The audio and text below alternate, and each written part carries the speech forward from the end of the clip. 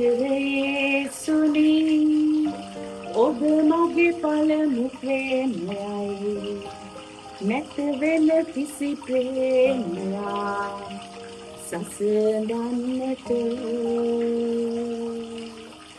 ආදරයේසුනි ඒ ඔබේ සුදු ප්‍රේමයයි ඔබේ පූර්ණ ප්‍රේමයයි මා කැඳවන්නේ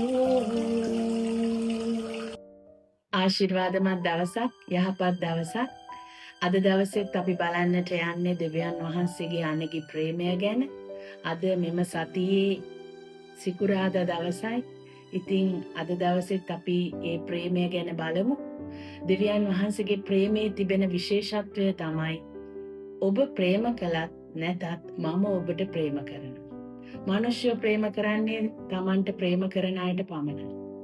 මනුෂ්‍ය පුරුදු වෙලා ඉන්නේ තමන්ට යමක් දුන්නොත් ඒ මනුෂ්‍යයට ප්‍රේම කරන්න.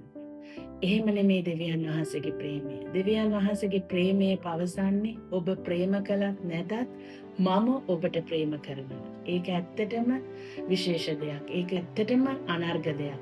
ඉතින් දෙවියන් වහන්සේගේ වචනයෙන් අපි බලමු මතෙව් 5 වෙනි පරිච්ඡේදයේ 45 වෙනි වචනය.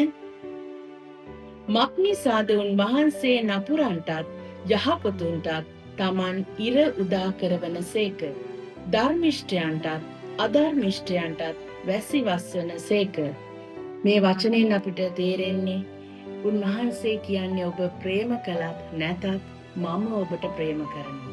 සියලු මනුෂ්‍යයන්ට ප්‍රේම කරනවා. උන්වහන්සේ තරා තිරම් නොබලා ප්‍රේම කරනවා. එනිසා ඔබ මේ උදෑසන කාලයේ දැනගන්න දෙවියන් වහන්සේ හැම මනුෂ්‍යයෙකුටම ප්‍රේම කරනු ලබනවා. එය අනගි ප්‍රේමයයි. දෙවියන් වහන්සේගේ ප්‍රේමයේ ගුණාංග. ප්‍රේමය බොහෝ ඉවසිලිවන්තය. ගුණවන්තය. ප්‍රේමය ඊර්ෂ්‍යා වෙන්නේ නැත. ප්‍රේමය පාරට්ටු කරගන්නේ නැත. උඩගු වෙන්නේ නැත. අශෝභන ලෙස හැසිරෙන්නේ නැත. තමාගේම කාරණා සොයන්නේ නැත.